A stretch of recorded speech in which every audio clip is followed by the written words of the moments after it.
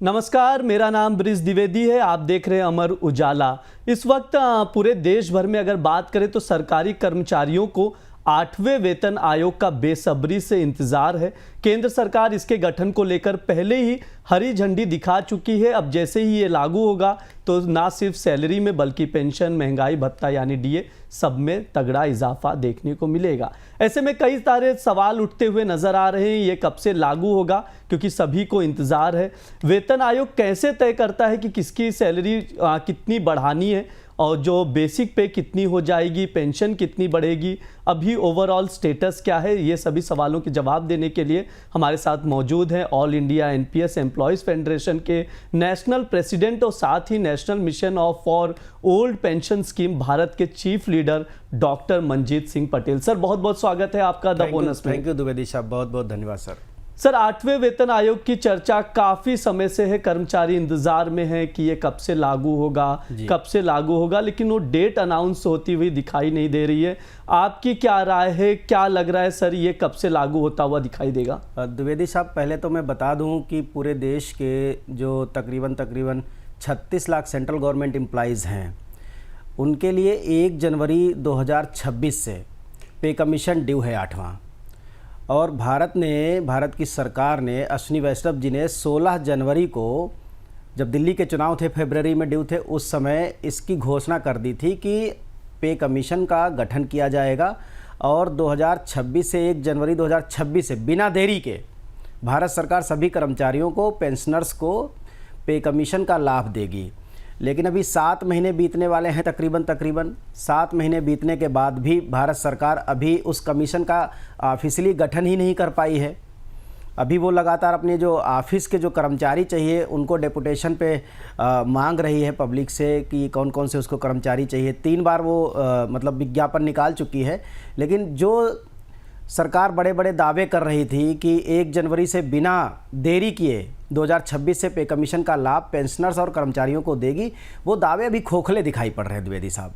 जी बिल्कुल, जैसा आप कह रहे हैं, जिस हिसाब से हम लोग भी देख रहे हैं ना, कोई अभी तक कमेटी नज़र आ रही है, संकट बना हुआ है। सर, क्या रीजंस लग रहे हैं इसके पीछे? मतलब क्या कोई राजनीति है या कोई दूसरी बड़ी वजह है? आपके अनुसार क्या रीजंस लग रहे हैं इसके कि इतनी देरी क्यों हो रही है? देखिए द्विवेदी साहब, जब बड़े बड़े फैसले किए गए, बड़ी बड़े वादे किए गए, बड़ी बड़ी बातें की गई कि 1 जनवरी 2026 से बिना देरी किए हुए हम दे देंगे, और उस समय दिल्ली का चुनाव सर पे था, तो दिल्ली के चुनाव को देखते हुए मैं कहूँगा कि अगर सरकार ने इस मंशा को पूरा करने के लिए इसकी घोषणा की थी, तो शायद अब वो बिहार के चुनाव का इंतज़ार कर रही है। अगर सरकार ऐसे चुनाव का इंतज़ार करेगी तो भारत तो चुनावों का देश है, यहाँ हर तीसरे महीने कहीं ना कहीं चुनाव होता है। फिर आपके वादों का क्या, फिर कर्मचारी की उम्मीदों का क्या, फिर जो आप ईजी गवर्नेंस जिसकी आप बात करते हैं कि मिनिमम और ईजी गवर्नेंस, उसका क्या? इसका मतलब कि ढोल के अंदर पूरा खोखली है ढोल। तो भारत सरकार को अभी चाहिए कि 7 महीने जो बीत गए हैं बिना किसी देरी के, सबसे पहले जो पे कमीशन है, जो ऑफिशियल जो 4-5 मेंबर होने हैं, एक चेयरमैन होना है, उसका अनाउंस करे और उसकी मीटिंग शुरू करे, और तब जाकर के कहीं 4-6 महीने में वो कमीशन अपनी रिपोर्ट तैयार कर पाएगा। तब जाकर के फिर उसके बाद उसमें भी क्वेरीज लगेंगी कर्मचारियों की कि कुछ एनोमलीज होंगी, उनको रेक्टिफाई करने के लिए फिर ऑर्गेनाइजेशन से, एसोसिएशन से, यूनियन से उनकी क्वेरीज ली जाएंगी कि कहाँ कहाँ एनोमली रहेगी। तो ये एक लंबा प्रक्रिया है, इसे 2 महीने और 3 महीने 4 महीने में नहीं निपटाया जा सकता। 16 जनवरी को आपने घोषणा कर दी और 16 जुलाई बीत चुकी है, तो 6 महीने तो आपके बिना कमीशन के ऑफिशियल गठन के ही निकल गए। तो ये मैं मानता हूं कि सरकार राजनीतिक कारणों से बिना मतलब कर्मचारियों को नुकसान पहुंचा रही है। अगर सरकार बार बार राजनीतिक कारणों से कर्मचारियों को नुकसान पहुंचाएगी तो जाहिर सी बात है कर्मचारी भी फिर राजनीतिक रूप से कहीं ना कहीं सक्रिय होंगे और उसका खामियाजा भी सरकार को भुगतना पड़ेगा। अगर सरकार बिहार के चुनावों के मद्देनज़र ऐसे डिले कर रही है तो हम लोग बिहार में आंदोलन शुरू करेंगे इसके खिलाफ, फिर मजबूरी हो जाएगी हमारी। जी सर, बिल्कुल, जैसा कि आपने बताया कई सारे वजह हैं इसके पीछे। अब ये देखना होगा कि आप बिहार इलेक्शन की वजह से डिले कर रही है, बहुत सारी चीज़ें हैं, क्योंकि ये शो हम लोग ना बेसिकली सर सभी जो केंद्रीय कर्मचारी वो भी समझ सकें कि इसका मसला पूरा क्या है। तो मैं एक बार सबसे पहले आपसे वेतन आयोग काम कैसे करता है, इसका स्ट्रक्चर क्या होता है, वो थोड़ा सा समझना चाहूँगा। जी द्विवेदी जी, बेसिकली वेतन आयोग में 4-5 मेंबर होते हैं, एक चेयरमैन होता है, फिर कुछ टर्म्स ऑफ रेफरेंसेज जो कि हम लोगों ने जो JCM है, जॉइंट कंसल्टेटिव मशीनरी, उसने टर्म्स ऑफ जो रेफरेंसेज हैं 15 रेफरेंसेज, ऐसे समझिए कि 15 सब्जेक्ट हैं वो दे रखे हैं, वो ऑलमोस्ट अप्रूव हो चुके हैं कि उन्हीं टर्म ऑफ रेफरेंसेज पर जो पे कमीशन की जो कमेटी गठित होगी वो उन्हीं मुद्दों पर बात करेगी। बात करने का तरीका ये होता है कि जितने भी डिपार्टमेंट हैं, हर डिपार्टमेंट में कुछ कैटेगरी के एम्प्लॉइज़ होते हैं, उन कैटेगरीज़ के एम्प्लॉइज़ की क्या समस्या है, उनके वेतन भत्ते, मेडिकल अलाउंसेस या बाकी जितने भत्ते हैं वो किस तरीके से रिवाइज होने चाहिए, वहाँ कौन कौन सी एनोमली हैं और कौन कौन से सुधार करने की ज़रूरत है। तो इन पर वो एक कमेटी 4-6-10 महीने में एक रिपोर्ट तैयार करती है, बड़ी रिपोर्ट तैयार होती है, और उस रिपोर्ट के बाद रिपोर्ट को तैयार करने में भी जो डेलीगेशन है या जो कमीशन है वो क्या करता है कि अलग अलग विभागों के जो एक तरीके से ऑर्गेनाइजेशंस हैं, एसोसिएशंस हैं, यूनियंस हैं, उनके साथ वो बैठकें करते हैं, मीटिंग होती है, उनसे मेमोरेंडम लिए जाते हैं और उन मेमोरेंडम के आधार पर जो कमीशन है वो अपनी रिपोर्ट तैयार करता है। एक कोई नया फिटमेंट फैक्टर आता है तो उस फिटमेंट जो फैक्टर होगा, उस फिटमेंट फैक्टर के माध्यम से जो पुरानी पे मैट्रिक्स की टेबल है, जो पे कमीशन 7 की टेबल है, उसको रिप्लेस किया जाएगा। तो एक नई पे कमीशन की टेबल बन जाएगी, नए वेतन और भत्तों की एक टेबल बन जाएगी, सबके बेसिक डिसाइड हो जाएंगे। तो इस तरीके से लोगों की सैलरी में गुणांक के रूप में इजाफा होता है, जो आज की महंगाई दर चल रही है, आज का जो सिनेरियो चल रहा है उसके हिसाब से। और फिर उसके साथ ज़रूरी होता है कि उस लेवल पर 1 जनवरी 2026 को क्या डियरनेस अलाउंस इन्फ्लेशन के हिसाब से क्या दिया जाएगा, वो ये तय किया जाता है। जी बिल्कुल, जैसा सर ने बताया वेतन आयोग कैसे काम करता है ओवरऑल और कैसे सैलरी देखी जाएगी। वैसे सर मैं आपसे जानना चाहूँगा, जिस तरह से आप अलग अलग जो केंद्रीय कर्मचारी उन लोगों से भी मिलते होंगे, क्योंकि इसके आप नेशनल प्रेसिडेंट भी हैं ऑल इंडिया फेडरेशन के, तो जिस तरह से उन लोग से मिलते होंगे तो उनके क्या रिएक्शंस निकल कर आ रहे हैं? क्या जिस तरह से अब तक वेतन आयोग की अकॉर्डिंग सैलरी इंक्रीज करती हुई दिखाई दी कर्मचारियों के, क्या उससे वो मतलब खुश हैं या उनको इस सैलरी से मतलब वो काफ़ी ज़्यादा उनको चिंताजनक है, उनको ज़्यादा सैलरी की उम्मीद है? सर क्या राय रहेगी आपकी? द्विवेदी साहब देखिए, पूरे देश के कर्मचारियों में ये बात उनके दिमाग में है कि ये सरकार कंजूस सरकार है। कर्मचारियों के मामले में तो ये बहुत कंजूसी करते हैं। 7th पे कमीशन इसी सरकार में आया था, तब हमें केवल 24% का ग्रोथ मिला था। अब आप सोचिए कि 24% का ग्रोथ अगर उन कर्मचारियों को मिला जिनका पे लेवल ठीक ठाक है, उनके लिए तो चलिए फिर भी ठीक है, लेकिन जो पे लेवल 1 से 5 तक के कर्मचारी हैं और सबसे ज़्यादा इसी लेवल में भीड़ है। मतलब अगर मैं बात करूं कि 36 लाख सेंट्रल गवर्नमेंट के एम्प्लॉइज़ हैं, तो उन 36 लाख में से 90% जो कर्मचारी हैं वो पे लेवल 1 से लेकर के पे लेवल 5 तक के हैं। उनमें 24% का ग्रोथ, उनकी तो सैलरी डबल से ट्रिपल के बीच में होनी चाहिए थी। 24% की ग्रोथ से उनको कोई बेनिफिट नहीं हुआ। अभी 10 साल बीतने के बावजूद वो 50,000 से कम सैलरी ड्रा कर रहे हैं। अब आप समझिए कि 2026 और 25 में 2025 में 50,000 की सैलरी में से उनका NPS भी डिडक्ट होता है, उनको इनकम टैक्स भी देना है, तो वो सैलरीज बिल्कुल उपयुक्त नहीं है। अभी एक बहुत बड़े बदलाव की ज़रूरत है। सोना आप देख रहे हैं 1 लाख रुपए को पार कर चुका है। 2016 में पे कमीशन आया था, उस समय सोने की वैल्यू 24,000 के आसपास थी तोला जी, और अभी 1 लाख को पार कर चुकी है। उनकी सैलरी आज 18,000 है, 1 तोले से भी कम है उनकी सैलरी।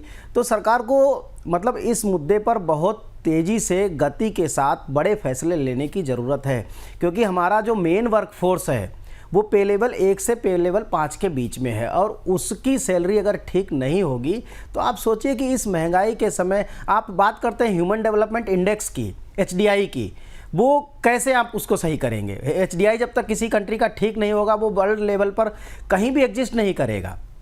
तो उसको ठीक करने के लिए पे कमीशन में एक बेहतर फिटमेंट फैक्टर की ज़रूरत है। जी बिल्कुल, एक बेहतर फिटमेंट फैक्टर की ज़रूरत है क्योंकि लगातार महंगाई बढ़ रही है, इसको नकारा नहीं जा सकता। लगातार इन्फ्लेशन बढ़ता हुआ नज़र आ रहा है, तो केंद्रीय कर्मचारी हैं, उनके सैलरी में भी इतना तो इजाफा हो जाए कि उनकी रोज़ी रोटी ठीक से चलती रहे, या बेसिक जो उनके ज़रूरतें होती हैं वो पूरी होती रहे। हालांकि लगातार मंजीत सर आवाज़ भी उठाते रहे हैं अलग अलग प्लेटफॉर्म्स के थ्रू या सोशल मीडिया या जो भी हो कर पाते प्रदर्शन के थ्रू, तो उस पर आवाज़ें उठाते रहे हैं कि 8वां वेतन आयोग जल्द से जल्द लागू किया जाए। सर, मैं अगर आपसे एक चीज़ और समझना चाहूँगा, अगर मान लीजिए ये वेतन आयोग लागू करने में ज़्यादा देरी हो जाती है, तो ऐसे में क्या हो सकता है? क्या सरकार एरियर देगी या बैक डेट, जैसा कि 1 जनवरी 2026 से लागू होना है जिस तरह से आ रही है खबरें, तो वहाँ से एरियर दिया जाएगा, या क्या आपको क्या लग रहा है इसमें क्या होना चाहिए? देखिए, अगर सरकार वेतनमान आयोग को देर से लागू करती है तो कर्मचारियों का एरियर तो उसे देना ही पड़ेगा, एरियर देने से बच नहीं सकती। 1 जनवरी 2026 से पे कमीशन ड्यू है, सरकार अगर लेट करेगी तो उस पर बर्डन बढ़ेगा, जाहिर सी बात है। और हम लोग केवल एरियर नहीं, हम लोग उस पर फिर पीएफ रेट के हिसाब से इंटरेस्ट भी मांगेंगे, क्योंकि 18 महीने का डीए एरियर पहले से ही सरकार के ऊपर पेंडिंग है। और ये कोई बहुत बड़ी रकम नहीं है, ये मुश्किल से 3000 करोड़ रुपए की रकम है, जो पूरे देश के 36 लाख कर्मचारी और इतने ही करीब करीब पेंशनर्स के ऊपर ड्यू है। तो उनको ये 3000 करोड़ रुपए, अभी आपने देखा होगा कि जीएसटी से 95,000 करोड़ रुपए रेवेन्यू उनके पास बचा पड़ा है, उसको किस मद में खर्च करना है सरकार के पास, इसका कोई विकल्प नहीं है। अभी वो उनको ये नहीं पता कि ये जो बचा हुआ रेवेन्यू है इसका क्या करना है। तो 95,000 आपके पास 95,000 करोड़ रुपए बचे हुए हैं, हम केवल 3,000 करोड़ रुपए मांग रहे हैं। सरकार ने पहले ही कर्मचारियों के बारे में कहा कि 8वें पे कमीशन में 2 लाख करोड़ रुपए खर्च होंगे। तो द्विवेदी जी, केवल और केवल 91 लाख जो पूरे देश में एनपीएस सब्सक्राइबर्स हैं, सरकारी एनपीएस एम्प्लॉयज़, 2 लाख करोड़ तो वो हर साल अपनी जेब से डिडक्शन के रूप में देते हैं। तो ये कोई सरकार इस तरीके से पब्लिक के बीच में इन चीज़ों को परसेप्शन फैलाती है ताकि पब्लिक के बीच में ये मैसेज आए कि कर्मचारियों के ऊपर ये पैसा बहुत बड़ा बोझ है। तो ऐसा है नहीं, ये बहुत छोटी रकम है। सरकार जितना डिले करेगी, सरकार के लिए भी दिक्कत है, कर्मचारियों के लिए भी दिक्कत है, और कर्मचारियों को भरोसा टूटेगा तो जाहिर सी बात है कर्मचारी आंदोलन करेंगे। और हम आज भी, हम यहाँ से भी ये बात कहना चाह रहे हैं, पूरे देश के कर्मचारियों को कहना चाह रहे हैं और भारत की सरकार को कहना चाह रहे हैं कि अगर जुलाई के एंड तक या अगस्त के 15 तारीख तक पे कमीशन के सभी मेंबर्स का गठन आधिकारिक तौर पर नहीं किया गया तो सरकार को एक बड़े आंदोलन का सामना करना पड़ेगा अक्टूबर के महीने में। हम पूरे देश से कर्मचारियों को दिल्ली में इकट्ठा करेंगे, आंदोलन फिर से करेंगे। सरकार बच नहीं सकती कि 6 महीने ऐसे निकाल दिए और अगले 6 महीने भी निकाल दे। फिर कर्मचारी लंबे समय से सफ़र कर रहा है, उसका डीए 50% मर्ज होना था। जब अभी 4 महीने पहले डीए 50% हो गया था, सरकार को उसमें मर्ज करना था, सरकार ने मर्ज नहीं किया। मर्ज ना करने से हर कर्मचारी की सैलरी में कम से कम 10 से 12% का नुकसान हो रहा है। तो हम लोग चुप नहीं बैठेंगे इसके लिए द्विवेदी जी। जी बिल्कुल। सर, जिस तरह से आपने फिटमेंट फैक्टर का भी जिक्र किया, तो जो हम लोग कुछ रिपोर्ट्स देख रहे थे उसमें ये निकल कर आ रहा था 2.28 से 2.86 के बीच कुछ फिटमेंट फैक्टर लागू कर किया जा सकता है। तो अगर इसके हिसाब से देखें, जिस हिसाब से अभी बेसिक अगर देखें, तकरीबन जो बेसिक पे 18,000 के आसपास है वो 56,000 के या 51,000 समथिंग के आसपास पहुंचता हुआ नजर आ रहा है। आप कौन सा फिटमेंट फैक्टर लेकर चल रहे हैं कि 2.86 बेटर है या इससे ऊपर और देख रहे हैं? क्या राय रहेगी सर आप? देखिए, जो डिमांड है, डिमांड तो कुछ भी हो सकती है, मैं डिमांड की बात नहीं करूंगा, लेकिन आज के सिनेरियो को देखते हुए अगर मैं पे लेवल 1 की बात करूं जिसका बेसिक सैलरी आज 18,000 रुपये है, और अगर वो आदमी 18,000 रुपये पर उसने शुरुआत किया था, आज कोई आदमी नौकरी में आता है, मान लीजिए दिल्ली में या नोएडा में नौकरी करता है, तो 18,000 रुपये प्लस 55% डीए, ये बेसिक उसकी तनख्वाह है। 55% का मतलब हो गया तकरीबन 27 साढ़े 27,000 रुपये उसको सैलरी मिलेगी। अब ज़रा आप सोचिए कि 27,000 की सैलरी वाला अपने बच्चों को क्या एक अच्छी स्कूलिंग दे सकता है? क्या वो एक अच्छा ट्रांसपोर्टेशन इस्तेमाल कर सकता है? क्या वो एक अच्छी मेडिकल फैसिलिटी का उपभोग कर सकता है? क्या वो 20% जो किसी भी आदमी के लिए बचत के रूप में ज़रूरी है, क्या वो 20% की बचत करने लायक है? और ये तब है जब आप उसको 55% डीए के रूप में मिलेगा। आप सपोज कीजिए कि जिस आदमी ने आज से 10 साल पहले नौकरी शुरू की होगी, जिसके 10-10, 12-12, 15-15 साल के बच्चे होंगे, कि उसकी स्कूलिंग कैसे होती होगी, उसका ट्रांसपोर्टेशन, उसका खाना पीना, उसका एचडीआई कैसे मैनेज होता होगा। तो आप ये समझिए कि इस तरीके से अगर हम बात करें कि मिनिमम फिटमेंट फैक्टर की, तो एटलीस्ट 2.86 भी नहीं बल्कि 2.96 के आसपास जाता है। लेकिन 7वें पे कमीशन में जो सरकार ने किया, वो फिटमेंट फैक्टर इतना कम दिया, 24% का उन्होंने तब मिला ग्रोथ फैक्टर। 24% की ग्रोथ तब हुई जब उन्होंने 2.57 का फिटमेंट फैक्टर दिया। तो आप समझ लीजिए कि 2.57 पर अगर 24% का ग्रोथ है तो 2.86 पर कोई बहुत बड़ा ग्रोथ नहीं होगा, बहुत छोटा ही ग्रोथ होगा। फिर भी हम ये मान करके चलते हैं कि कंजूसी के दिनों में भी कि सरकार से बहुत ज़्यादा हम उम्मीदें नहीं कर रहे हैं, ये न्यायपूर्वक हमारे साथ काम कर दे, यही बहुत महत्वपूर्ण है। और हमें भरोसा है कि माननीय प्रधानमंत्री जी बड़े फैसले लेते रहे हैं। माननीय अश्विनी वैष्णव जी इकोनॉमिक मुद्दों पर बड़ी बड़ी बातें करते रहे हैं। माननीय निर्मला सीतारमण जी ने अभी पिछले बजट में कहा है कि पहले हमारे पास पैसा नहीं था, अभी हमारे पास पैसा आ गया है, इसलिए हम इनकम टैक्स का दायरा बढ़ा करके 12 लाख तक बिल्कुल फ्री कर रहे हैं, टैक्स से आपको बाहर कर रहे हैं। अगर आपकी सैलरी 12,75,000 तक भी है, लिमिटेड मतलब 12,75,000 की सीमा के अंदर हैं, तो आप टैक्स से बाहर हो जाएंगे।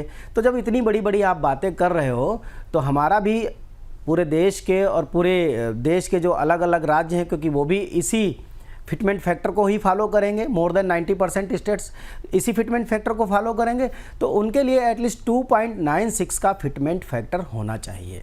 जी बिल्कुल, सर की जो मांग है मंजीत जी की 2.96 का फिटमेंट फैक्टर लागू करने की मांग की जा रही। सर डीए का भी आपने जिक्र किया था, तो क्या मैं आपसे ही समझना चाहूँगा कि क्या डीए को 8वें वेतन आयोग के थ्रू रीसेट कर देगा क्या ये? देखिए, डीए को रीसेट करने की ही परंपरा है। जब भी पे कमीशन आता है, डीए उस समय 0 कर लिया जाता है। हालांकि पिछली बार ऐसा नहीं हुआ, जब 125% डीए था, उस समय उस 25% के डीए को कैरी फॉरवर्ड किया गया। तो अभी डीए चूँकि बहुत कम है, हम लोगों ने डिमांड पहले ही की थी कि जो 50% डीए है हमारा, जो पिछले 6 महीने पहले जो 50% की लिमिट को जब हमने एक्सीड किया, तो हमारी डिमांड थी कि उस 50% डीए को बेसिक सैलरी में सबके मर्ज कर दिया जाना चाहिए। और ऐसा 7वें पे कमीशन की रिपोर्ट में कहा गया था बाकायदा, लेकिन सरकार ने ऐसा नहीं किया। उसकी वजह से 10% से लेकर के 12% तक का हर कर्मचारी को नुकसान हो रहा है। तो अब जाहिर सी बात है, हम यही चाहेंगे कि पूरा जितना डीए है, डीए तो मर्ज होगा ही होगा, उसके बाद जो फिटमेंट फैक्टर आएगा ग्रोथ फैक्टर के रूप में, वो सरकार देगी। तो डीए का तो रीसेट होना कंपलसरी है मैं कहूँगा। लेकिन हाँ, 2026 से जितना डिले होता है, मान लीजिए अगर 6 महीने 8 महीने डिले हो गया, तो वो डीए हमें शुरू से चाहिए, फिर वो जरूरी है। जी बिल्कुल, हाँ, क्योंकि काफ़ी ज़्यादा कर्मचारी हैं, 50 लाख से ज़्यादा केंद्रीय कर्मचारी हैं, 68 लाख पेंशन धारक हैं। काफ़ी उम्मीदें हैं इस 8वें वेतन आयोग से कि कब लागू किया जाएगा। इसके अलावा सर मैं आपसे एक बार समझना चाहूँगा कि अभी क्या स्टेटस है, अभी क्या सिचुएशन बना हुआ है, कहाँ अटका हुआ लग रहा है 8वां वेतन आयोग? देखिए, मैं इस बात को फिर कहूँगा कि शायद सरकार की मंशा ठीक नहीं है, क्योंकि 16 जनवरी को अगर अनाउंसमेंट होता है और सरकार easy governance, minimum governance, Swift governance की बात करती है, तो 16 जनवरी से लेकर के 16 जुलाई निकल चुका है, 6 महीने निकल चुके हैं। और आप ये कह रहे हैं कि सभी कर्मचारियों को समय से विदाउट डिले पे कमीशन का लाभ मिलेगा, तो कैसे लाभ मिलेगा जब 6 महीने में आपने ऑफिशियल कमेटी या कमीशन का गठन ही नहीं कर पाए हैं? तो ये बिल्कुल मतलब जो है असंभव सी बात लग रही है कि इसका मतलब साफ है कि डिले हो रहा है। क्यों डिले हो रहा है, ये बात कोई तर्क सामने नहीं आ रहा है, कोई वजह सामने नहीं आ रही है। इंडो पाक जब वार शुरू हो रहा था, उसको भी महीनों बीत चुके हैं, वो भी अब ऐसे समीकरण नहीं है। इंडो पाक कोलिजन के बाद ये न्यूज़ आई कि 95,000 करोड़ रुपए जीएसटी के रूप में सरकार के पास उस मद में पड़े हैं, जिसका अभी पता नहीं है कि सरकार उसको कैसे एडजस्ट करेगी और किस मद में खर्च करेगी, वो नहीं पता है। तो ऐसी कोई वजह नहीं दिख रही, सिर्फ एक चीज़ दिख रही है, बिहार का चुनाव, और कुछ नहीं दिख रही है। तो बिहार का चुनाव भी आ ही गया है। अब जुलाई में अगर आप नहीं करेंगे तो बिहार के चुनाव में जो आप जैसा सोच रहे हो, फिर वो उल्टा होगा। कर्मचारी नाराज़ होकर के, क्योंकि उसको भरोसा नहीं रह गया है कि जनवरी की घोषणा जुलाई में अगर इम्प्लीमेंट नहीं हो पा रही है तो कर्मचारी किस पर भरोसा करे और कैसे भरोसा करे। भरोसे के लिए ज़रूरी है, माननीय प्रधानमंत्री जी से भी हम अपील कर रहे हैं, माननीय अश्विनी वैष्णव साहब से भी, निर्मला सीतारमण जी से भी यही अपील है कि बिना आप देरी किए वेतन आयोग का जो मेंबर हैं उनका ऐलान कीजिए और वो अपना काम करें। जी बिल्कुल, मेंबर्स का ऐलान किया जाए, अपना काम करे और उम्मीद है कि सरकार भी 8वां वेतन आयोग 1 जनवरी 2026 से लागू कर देगी। जैसा कि मंजीत सर ने बहुत सारी अपनी मांगे भी बताई कि जिस तरह से कुछ चेंजेस हैं, क्योंकि ऑब्वियस ही बात है महंगाई बढ़ रही है, उसके अकॉर्डिंग ही वेतन बढ़ना भी ज़रूरी है, क्योंकि बेसिक जो चीज़ें होती वो मिल सके उसके लिए पर्याप्त वेतन भी होना एक कर्मचारी के पास ज़रूरी है। अभी जो हम लोग देख रहे हैं 50 लाख से ज़्यादा कर्मचारी हैं, 68 लाख से ज़्यादा पेंशन धारक हैं, करीब करीब ये आंकड़े हैं। सभी की उम्मीदें टिकी है कि 8वां वेतन आयोग कब से लागू होगा। होपफुली जो फिटमेंट फैक्टर की बात हुई, सैलरी कैसे इंक्रीज होगा, ओवरऑल हमने समझा कहाँ पर अटका हुआ है 8वां वेतन आयोग, ये भी मंजीत जी ने आप लोगों को समझाया। तो इस शो में इतना ही रहेगा सर, आपने इतनी सारी जानकारी दी, इतनी सारी आपकी मांगे रखी गई, होपफुली सरकार तक भी ये चीज़ें पहुँचे और जल्द से जल्द 8वां वेतन आयोग भी लागू किया जाए। सर बहुत बहुत शुक्रिया आज की चर्चा में जुड़ने के लिए, हमसे बात करने के लिए, द बोनस पर अपनी आवाज़ रखने के लिए बहुत बहुत शुक्रिया sir. Thank you sir, thank you so much, बहुत बहुत धन्यवाद अमर उजाला। जी बिल्कुल, ये हमारा 8वां वेतन आयोग की हमने विस्तार से बातचीत की कि कितनी सैलरी बढ़ सकती है, कब लागू हो सकता है, कहाँ पर रुका हुआ है और जो कर्मचारी हैं केंद्रीय कर्मचारी उनकी ओर से क्या मांगे सरकार की ओर से रखी जा रही हैं। तो आप लोग भी ये वीडियो देखिए, वीडियोस को शेयर कीजिए, चैनल को सब्सक्राइब कीजिए। धन्यवाद।